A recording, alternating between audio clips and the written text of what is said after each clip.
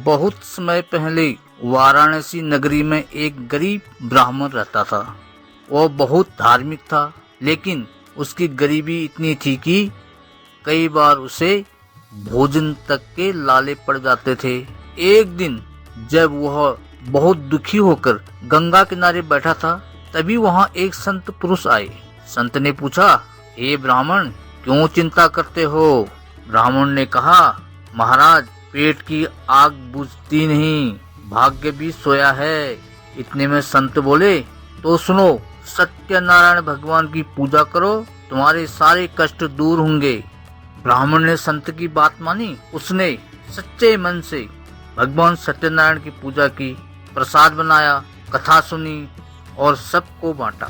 कुछ ही दिनों में उसके घर की हालत बदल गई।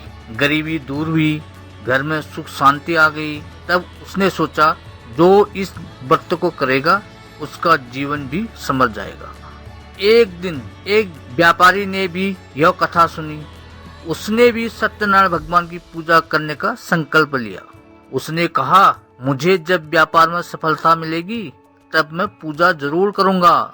भगवान ने कृपा की, व्यापारी को बहुत लाभ हुआ, परंतु जब वह लौटा तो वह अपना व्रत भूल गया।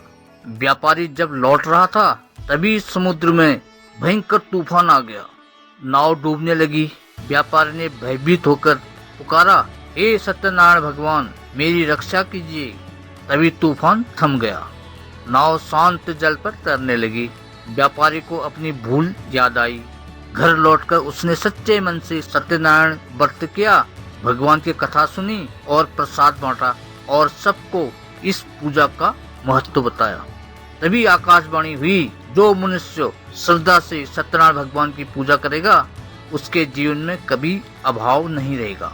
आज भी हर घर में जब सत्यनारायण कथा होती है तो वातावरण भक्ति से भर जाता है। लोग मिलजुल कर प्रसाद बांटते हैं और मन में यही भाव रखते हैं, सत्य बोलो, सत्य पर चलो और सत्यनारायण की आराधना करो। तो दोस्तों, जो भी भक्त सत्यनारायण भगवान की कथा श्रद्धा और विश्वास से सुनता है, उसके घर में सुख शांति और समृद्धि का वास होता है। बोल सत्यनारायण भगवान की जय। दोस्तों, कहानी अच्छी लगे तो एक छोटा सा प्यारा सा कमेंट कर देना। हो सके तो वीडियो को शेयर कर देना। ऐसी मार्मिक कहानी देखने के लिए मनमोहक कहानी को सब्सक्राइब करना ना भूलें।